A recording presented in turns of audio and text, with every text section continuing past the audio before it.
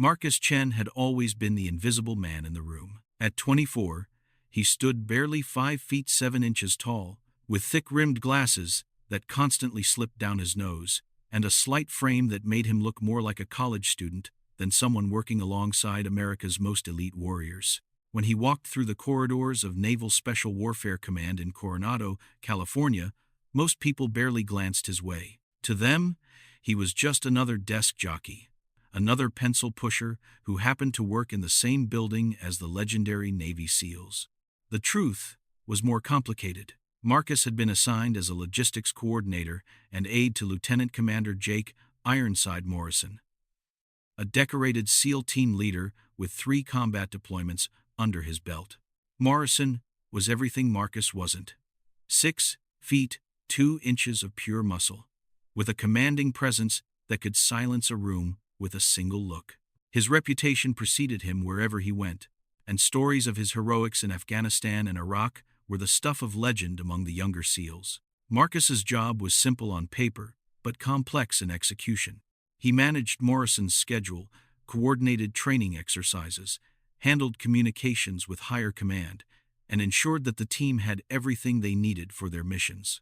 It was important work, but it didn't come with glory or recognition. To most people, he was simply the aide, an afterthought in a world where physical prowess and combat skills were everything. The other SEALs treated Marcus with polite indifference at best. They weren't cruel or openly dismissive, but there was an unspoken understanding that he existed in a different world from theirs. While they spent their days jumping out of helicopters, diving to impossible depths, and training with weapons most people only saw in movies, Marcus spent his time behind a computer screen, managing spreadsheets and coordinating logistics. During team briefings, Marcus would sit quietly in the corner, taking notes and managing the technical aspects of presentations. The SEALs would discuss tactics, share intelligence, and plan operations, while Marcus ensured that all the administrative details were handled. He was efficient, reliable, and thorough, but he might as well have been a piece of furniture for all the attention the team members paid him. The base cafeteria was where the social hierarchy was most obvious. The SEALs sat together at their usual tables, swapping stories and jokes that Marcus could never fully understand because they referenced experiences he had never shared. He would grab his lunch and find a quiet corner, often eating alone while reading reports or checking emails on his phone. Occasionally, Morrison would nod in his direction or ask him to join a conversation about scheduling, but it was always business, never personal. Marcus had grown up in San Francisco, the son of immigrants who had worked multiple jobs to put him through college. He had studied international relations and computer science, graduating with honors and expecting to find a meaningful career in government service. The Navy had seemed like a perfect fit, a chance to serve his country while using his analytical skills. But he had never anticipated how isolating it would feel to work so closely with warriors while being seen as anything but one himself. His apartment near the base was small and spartanly furnished. The walls were lined with books on military history, geopolitics, and tactical analysis. Marcus spent his free time reading everything he could about special operations, not because he harbored dreams of becoming a SEAL himself, but because he wanted to understand the world he worked in. He knew more about SEAL tactics and history than most of the young sailors on base, but this knowledge felt academic rather than practical. The relationship with his family had become strained since he took the job. His parents didn't understand why their son, who had been valedictorian of his high school class and graduated magna cum laude from UC Berkeley, was working as what they saw as a glorified secretary for the military. His younger sister, a successful lawyer in Los Angeles, would tease him during family gatherings about his desk job, not understanding the complexity and importance of the work he did. Morrison, to his credit, treated Marcus with more respect than most. The lieutenant commander understood the value of good logistics support and recognized that Marcus's attention to detail and organizational skills were crucial to the team's success. But even Morrison's respect was professional rather than personal. They worked well together, but they weren't friends. Morrison's real relationships were with his fellow SEALs, the men he had trained with, fought beside, and trusted with his life. The daily routine at the command was predictable. Marcus would arrive early, usually before 0600, and spend the first hour of his day reviewing overnight intelligence reports, checking for any changes to training schedules, and preparing briefing materials.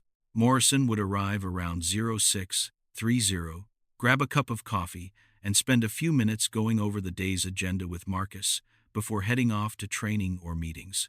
The mornings were often filled with administrative tasks, coordinating with other commands, updating personnel records, managing equipment requests, and handling the endless paperwork that kept a special operations unit functioning. It was meticulous work that required attention to detail and an understanding of military bureaucracy, skills that Marcus had developed over his 2 years in the position. Afternoons were typically when the real SEAL work happened. Training exercises, tactical reviews, equipment maintenance, and mission planning. Marcus would observe these activities from the periphery, taking notes and managing schedules, but never participating. He would watch as the team members worked together with the kind of seamless coordination that came from months of training and years of experience. Their movements were precise, their communication minimal but effective, and their confidence absolute. The contrast between Marcus's world and theirs was stark. While they prepared for missions that could determine the outcome of conflicts and save lives, he prepared spreadsheets and managed calendars. While they pushed their bodies to the limit and tested themselves against the most challenging scenarios imaginable, he pushed papers and tested his patience with bureaucratic procedures. But Marcus never complained. He understood the importance of his role, even if others didn't always appreciate it. He knew that behind every successful mission was a network of support personnel who ensured that the operators had everything they needed. The SEALs could focus on their training and missions because people like Marcus handled everything else. The isolation wasn't just professional, it was personal too. Dating was nearly impossible. Most women his age couldn't understand his work, and those who could were usually involved with the military in some way and more interested in the actual SEALs than in the guy who managed their schedules. Marcus had given up trying to explain his job at social gatherings, usually just saying he worked for the Navy and leaving it at that. His college friends had moved on to careers in tech companies, law firms, and consulting groups.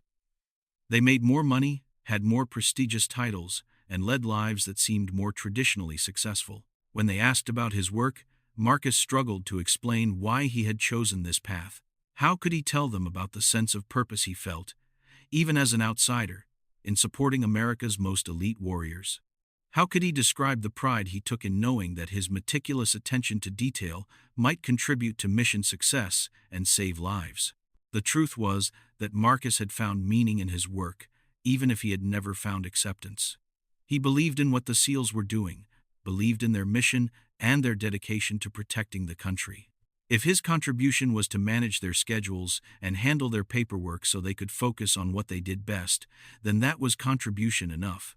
But late at night, alone in his apartment, Marcus sometimes wondered what it would be like to be part of the team rather than just supporting it. He wondered what it would feel like to earn the kind of respect that came not from efficient administration but from proven courage and skill. He wondered if there would ever come a time when someone would see him as more than just the aide. The base gym was another reminder of his outsider status. While the SEALs worked out together, pushing each other through grueling routines that built both physical strength and team cohesion, Marcus exercised alone. He wasn't weak. He maintained decent fitness and could hold his own in basic physical training. But he wasn't built like a warrior, and he didn't train like one. Marcus had learned to navigate the complex social dynamics of the command with quiet professionalism. He knew when to speak and when to remain silent, when to insert himself into conversations about logistics, and when to fade into the background. He had developed relationships with other support personnel, but even among them, he felt somewhat isolated because of his close working relationship with Morrison and the SEAL teams. The weight of expectation was constant. Morrison and the other SEALs might not have paid much attention to Marcus as a person, but they absolutely depended on his professional competence. Any mistake in scheduling, any oversight in logistics, any failure in communication could have serious consequences. The pressure to be perfect was immense, and Marcus felt it every day. Despite the challenges, Marcus had never considered leaving. The work was important, and he was good at it. He had found ways to make meaningful contributions, even if they weren't always recognized or appreciated. He had developed expertise in areas that were crucial to special operations success, and he took pride in that knowledge and those skills. The question that haunted him wasn't whether he was good at his job. He knew he was. The question was whether he would ever be seen as anything more than just good at his job. Would there ever come a time when the SEALs he supported would see him as a teammate rather than just a support function? Would there ever be an opportunity for him to prove that he was more than just the Aide? Marcus didn't know it yet. But that opportunity was coming sooner than he could have imagined. The skills he had developed, the knowledge he had accumulated, and the dedication he had shown were about to be tested in ways he had never anticipated. The Invisible Man was about to step into the spotlight, and when he did, everything would change. The irony wasn't lost on him that while he spent his days supporting America's most elite warriors, he felt like he was fighting his own private battle for recognition and respect. It was a battle he had been losing for 2 years, but it wasn't over yet. Sometimes the most important battles are fought, not on foreign shores but in the quiet moments of everyday life, in the struggle to prove one's worth and find one's place in the world. As Marcus finished another long day and prepared to head home to his empty apartment and his books on military history, he had no idea that his life was about to change forever. The Aide who had spent 2 years invisible was about to become impossible to ignore. The emergency call came at 0347 hours on a Tuesday morning in late September. Marcus was jolted awake by the harsh buzzing of his secure phone, the device that connected him directly to the command center. He grabbed it on the second ring, his mind instantly alert, despite the early hour. "Chen here," he answered. Already reaching for the notepad he kept beside his bed. "Marcus, we need you here immediately." It was Morrison's voice, but there was something different about it, an edge of urgency that Marcus had rarely heard. Major situation developing, full team activation. Within 20 minutes, Marcus was dressed and driving through the empty streets toward the base. The radio chatter on his secure frequency was minimal, but telling. Something big was happening. Something that required immediate response. As he pulled into the parking lot, he could see the unusual activity even in the pre-dawn darkness. Vehicles were moving. Lights were on in buildings that were normally dark at this hour, and personnel were arriving from all directions. The operations center was buzzing with controlled chaos when Marcus arrived.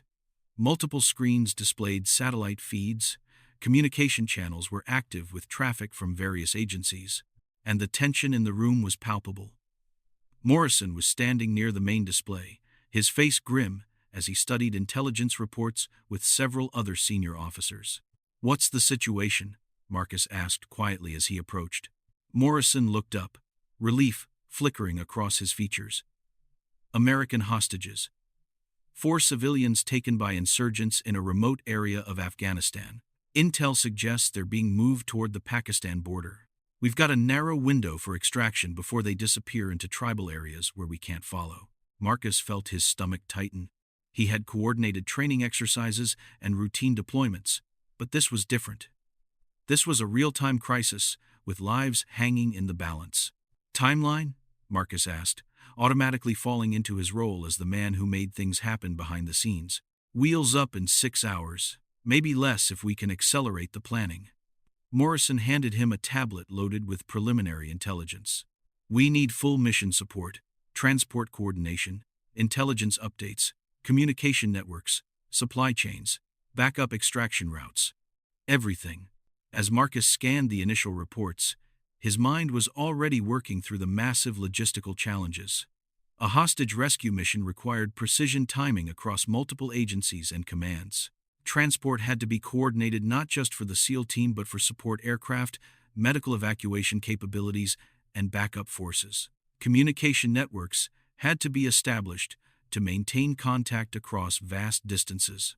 Supply lines had to be arranged for equipment, ammunition, medical supplies, and contingency resources. But as Marcus dove deeper into the mission parameters, he noticed something that made his blood run cold.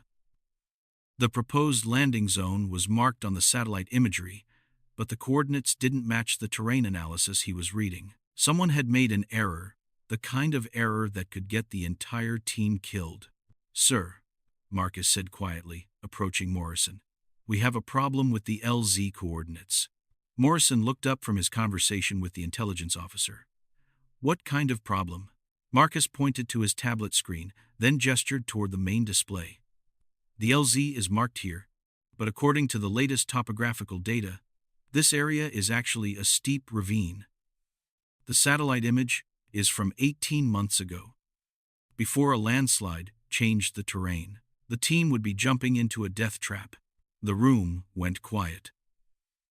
Morrison studied the information, his expression growing more serious by the second. The intelligence officer leaned in, then quickly began pulling up additional data sources. "Jesus," Morrison muttered. "How did we miss this?" The topographical update was buried in a routine geological survey report that came through 3 weeks ago, Marcus explained.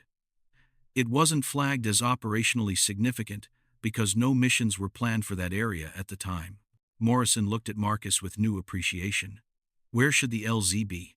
Marcus had already been working on that question. He pulled up alternative satellite imagery and terrain analysis. "There's a flat area about 2 kilometers northwest. It's further from the target location, but it's defensible and provides multiple exit routes. The team would need to adjust their approach, but it's viable." What followed was 30 minutes of intense mission replanning. Marcus found himself at the center of the operation, not as an observer taking notes, but as an active participant whose knowledge and analytical skills were crucial to mission success. He worked directly with the intelligence team to identify the best approach routes, coordinated with Transport Command to adjust flight plans, and developed backup scenarios for various contingencies. But the real crisis came 4 hours later, just as the team was preparing for final equipment checks. "We've lost satellite coverage," the communications officer announced. "Primary and backup birds are both down for emergency maintenance. We'll be flying blind for the first 3 hours of the operation." The room erupted in tense conversation. Without satellite coverage, the team would lose real-time intelligence updates, communication capabilities, and navigation support. Morrison was considering calling off the mission when Marcus spoke up. "I might have a solution," he said quietly. Everyone turned to look at him. Marcus felt the weight of their attention, knowing that what he said next could determine whether the mission proceeded or 4 American hostages remained in enemy hands. "I've been tracking commercial satellite networks as a hobby," Marcus explained.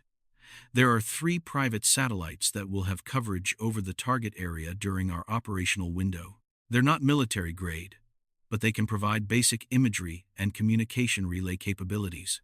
Morrison stared at him. "Can you access them?" "I can't access them directly, but I know someone who can." Marcus was already reaching for his phone. "A former classmate who works for one of the satellite companies. If I can get authorization to contact him, he might be able to provide limited support." It was a long shot, but it was the only option they had. Morrison made the command decision to authorize Marcus to reach out through unofficial channels.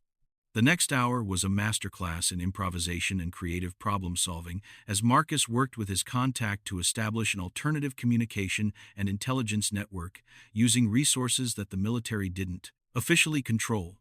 By the time the SEALs were boarding their transport aircraft, Marcus had cobbled together a functioning support system using a combination of commercial satellites, civilian communication networks, and creative routing through allied military systems. It wasn't perfect, but it would keep the team connected and provide the intelligence updates they needed. But Morrison wasn't finished with Marcus yet. "I want you in the command center for the duration of the operation," Morrison told him as the team prepared to depart. "You're our lifeline to the alternative networks. If something goes wrong with the improvised system, you're the only one who knows how to fix it." Marcus had never been part of an active mission before. He had always been the man behind the scenes, the one who made sure everything was ready before the action started. Now he found himself at the center of a live operation, responsible for maintaining the communication and intelligence networks that would determine whether the SEALs succeeded or failed. The command center during an active mission was unlike anything Marcus had experienced. The room was filled with controlled tension as personnel tracked the team's progress, monitored intelligence feeds, and coordinated with various agencies.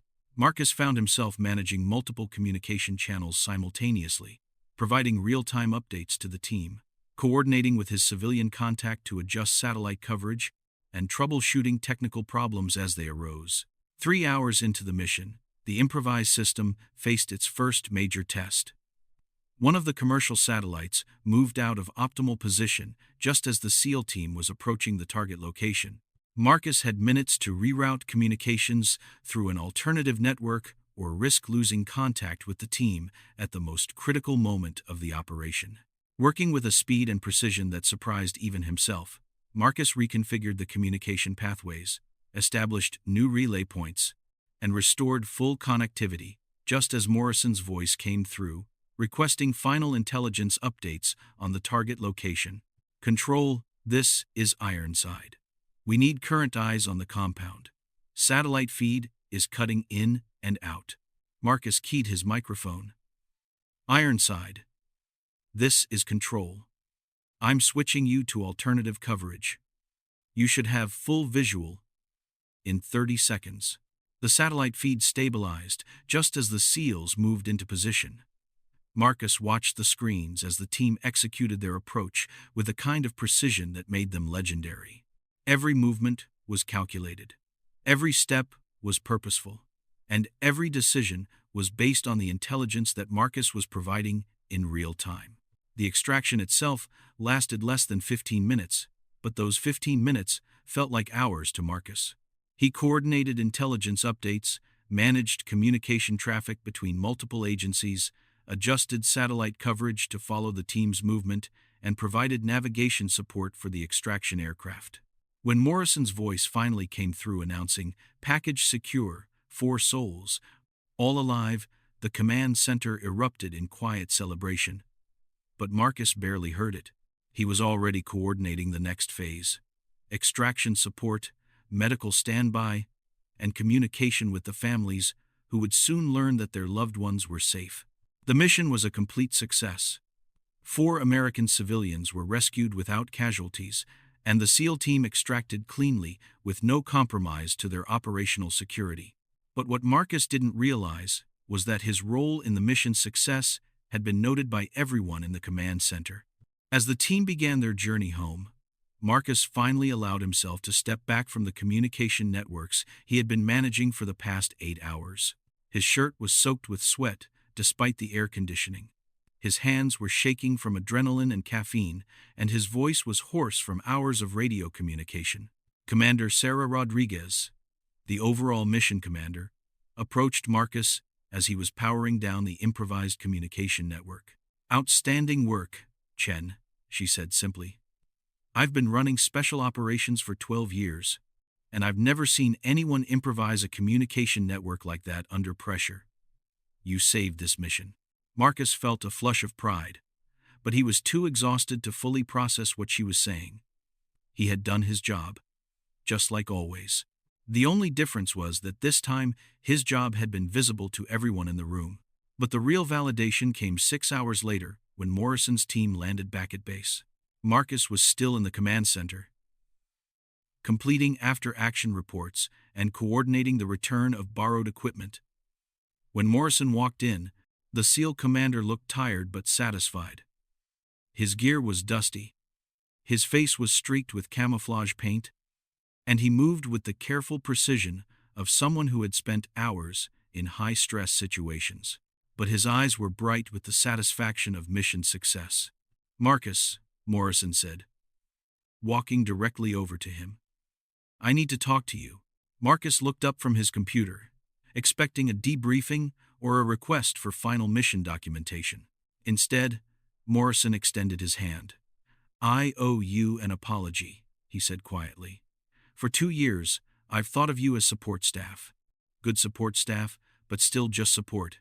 Today I learned something different. Marcus shook Morrison's hand, not sure what to say. You didn't just support this mission, Morrison continued. You saved it. When our systems failed, you created new ones. When we lost our primary intelligence feeds, you found alternatives. When we needed real-time problem solving under pressure, you delivered. You operated like a member of the team, not just someone who supports the team. Marcus felt something shift in that moment. It wasn't just Morrison's words, though they meant more than the SEAL commander could know. It was the realization that he had been tested under the most demanding circumstances possible and had proven himself worthy of the respect he had always craved. The SEALs have a saying, Morrison said. The only easy day was yesterday. Today, you earned the right to understand what that really means. As Marcus drove home that evening, he reflected on the events of the past day. He had started the morning as the Aide, the invisible man who managed schedules and handled paperwork. But somewhere in the intensity of a real mission, managing improvised communication networks and making split-second decisions that affected lives, he had become something different. He wasn't a SEAL. He would never be a SEAL. But he was no longer just support staff either. He was a member of the team, someone whose skills and dedication were essential to mission success. The recognition he had always wanted had come not through combat or physical prowess, but through the same qualities that had always defined him: attention to detail, analytical thinking, and an absolute commitment to excellence. Marcus smiled as he pulled into his apartment complex. Tomorrow would bring new challenges, but they would be different challenges. He was no longer fighting for recognition. He had earned it. The invisible man had finally been seen, and what people saw was someone worthy of their respect and trust. But Marcus had no idea that the biggest recognition of all was still to come. The weeks following the hostage rescue mission brought changes that Marcus could never have anticipated. Word of his performance had spread through the special operations community faster than he could have imagined. What had started as a quiet recognition from Morrison and Commander Rodriguez had grown into something much larger. The first sign came 3 days after the mission, when Marcus arrived at work to find a message waiting for him. Admiral James Hawthorne, the commander of Naval Special Warfare Command, wanted to see him in his office at 1,400 hours. Marcus had never spoken directly to the admiral, had never even been in the same room with him, except during large briefings where Marcus sat invisibly in the back. Admiral Hawthorne was a legend in the special operations community. A former SEAL himself, he had commanded teams in every major conflict of the past 20 years, and had risen through the ranks based on operational excellence and an uncompromising commitment to mission success. His office walls were lined with commendations, photos with presidents and foreign leaders, and mementos from operations that would never be fully declassified. Petty Officer Chen, the admiral said, as Marcus stood at attention in front of his desk. At ease. Please, sit down. Marcus had expected a formal debriefing, possibly some recognition for his role in the mission. What he hadn't expected was what came next. I've been reading the after-action reports from the hostage rescue, Admiral Hawthorne continued. According to every person who was in that command center, you single-handedly kept that mission from being scrubbed. Is that accurate? Sir, I just did my job, Marcus replied. The situation required some creative problem-solving. But the team deserves credit for the mission's success. Admiral Hawthorne smiled, spoken like a true member of the special operations community. I've been in this business for 30 years, and I've seen a lot of people do their job. What you did went far beyond that. The admiral stood and walked to the window that overlooked the training compounds where SEAL candidates were enduring the grueling selection process. Do you know what makes a special operator special? He asked. It's not just physical fitness or weapons training or tactical knowledge. Those things are baseline requirements. What makes someone special is the ability to perform under pressure, to improvise solutions to impossible problems, and to maintain mission focus when everything is falling apart around them. Marcus listened, not sure where the conversation was heading. Based on the reports I've read, you demonstrated all of those qualities during the hostage rescue. You identified a critical error that would have compromised the mission. You improvised a communication network using resources that no one else even knew existed. And you maintained operational effectiveness under pressure that would have broken most people. Admiral Hawthorne turned back toward Marcus. I'm recommending you for the Navy and Marine Corps Achievement Medal. But more importantly, I'm offering you the opportunity to cross-train with the SEAL teams. Marcus felt like the room had tilted. Cross-training with the SEALs was something reserved for the most exceptional personnel from other specialties. It meant being accepted as an equal, not just as support. Sir, I'm honored, but I'm not sure I understand what you're offering. I'm offering you the chance to become more than just an aide, Admiral Hawthorne explained. You'd maintain your current responsibilities, but you'd also train with the teams. Combat training, tactical communications, operational planning. You'd become what we call a combat multiplier, someone who can support operations from the rear, but also deploy with teams when the situation requires your specific expertise. The conversation lasted another 30 minutes, but Marcus barely heard the details. His mind was reeling from the implications. After 2 years of being invisible, he was not only being seen but being offered opportunities he had never dreamed possible. The news of Marcus's pending cross-training spread through the command even faster than word of his mission performance had. The reaction was mixed, but telling. The SEALs who had worked with him directly were supportive, understanding that his skills could enhance their operational capabilities. Others were skeptical, questioning whether someone without traditional military training could handle the demands of special operations. But it was Morrison who provided the strongest endorsement. Chen has already proven himself under fire, Morrison told anyone who questioned the decision.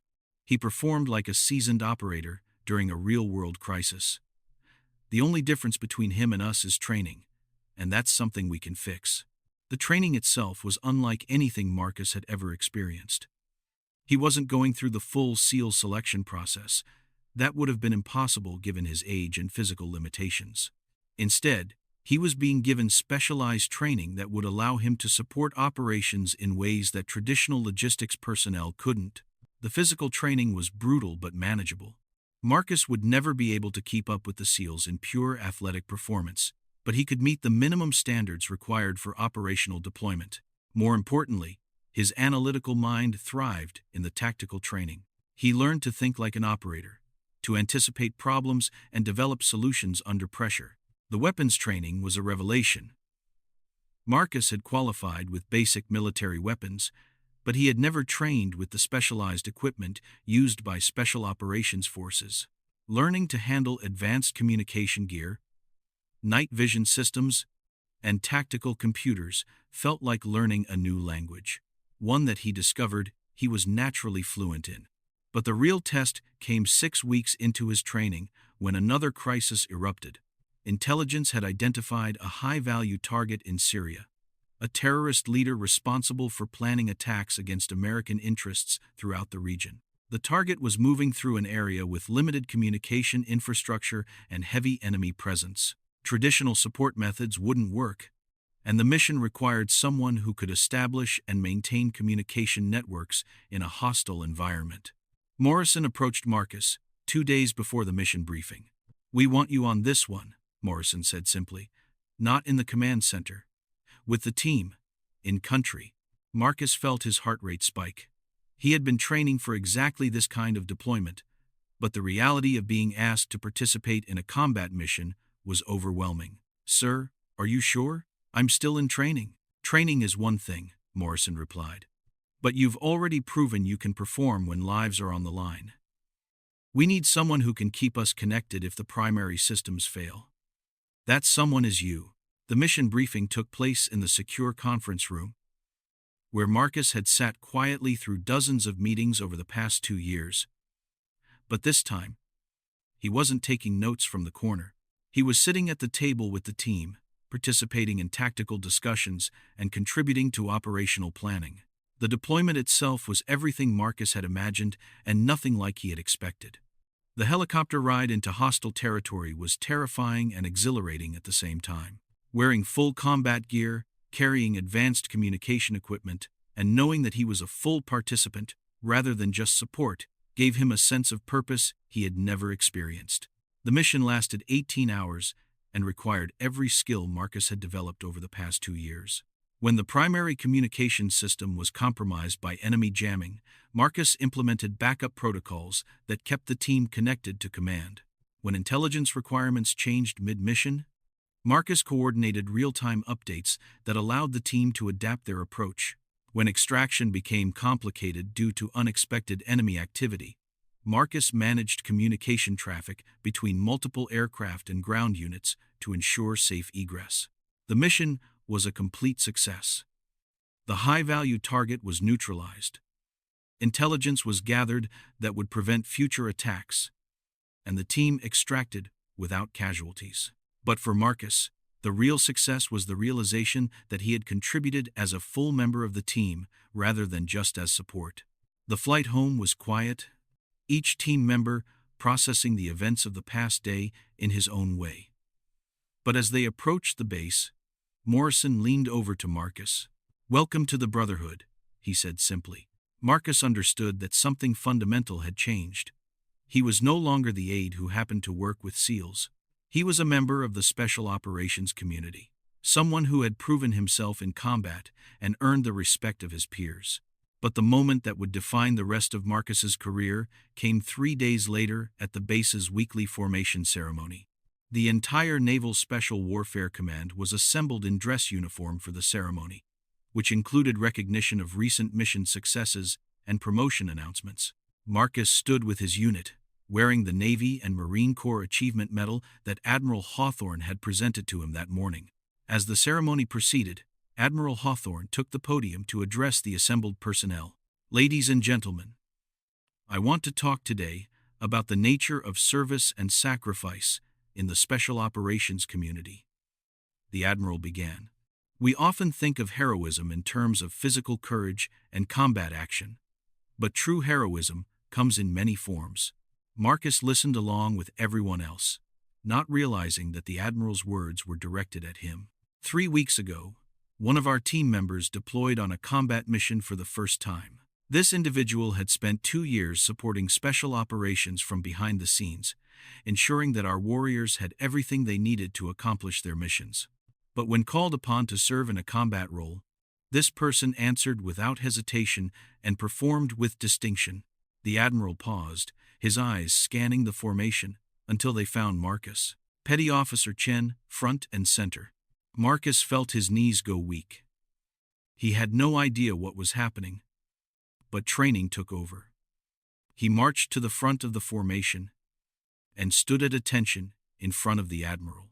"Ladies and gentlemen," Admiral Hawthorne announced to the assembled personnel, "Petty Officer Chen represents the best of what we strive to be in the Special Operations community. For 2 years, he ensured mission success through meticulous attention to detail and unwavering dedication. When crisis arose, he innovated solutions that saved lives. When called upon to deploy in harm's way, he answered without hesitation and performed with honor." The Admiral turned to face Marcus directly. "Petty Officer Chen, you have earned the respect and admiration of your peers through your actions, not your words. You have proven that true warriors come in many forms, and that service to something greater than oneself is the highest calling any of us can answer." What happened next was something Marcus would remember for the rest of his life. Admiral Hawthorne, a combat veteran with 30 years of distinguished service, took one step back and rendered Marcus a full military salute. The sight of a flag officer saluting an enlisted man was almost unheard of in military protocol. But this wasn't about protocol. This was about recognition, respect, and acknowledgement that Marcus had earned his place among America's most elite warriors. The rest of the formation followed the Admiral's lead. Hundreds of Special Operations personnel, from the newest trainees to the most senior enlisted leaders, saluted Marcus in recognition of his contributions and his courage. Marcus returned the salute, fighting back tears as he realized that the invisible man who had spent 2 years seeking recognition had finally found not just acceptance, but honor. As the ceremony concluded and the formation was dismissed, Marcus was surrounded by personnel who wanted to congratulate him and express their respect. But it was Morrison who pulled him aside for a private word. "I owe you another apology," Morrison said. "When I first met you, I saw an aide. Someone competent but unremarkable. I was wrong." Morrison paused, choosing his words carefully. "What I see now is a warrior. Not the same kind of warrior that I am, but a warrior nonetheless. You fight with intelligence instead of strength, with innovation instead of firepower. But you fight just as hard, and you win just as often."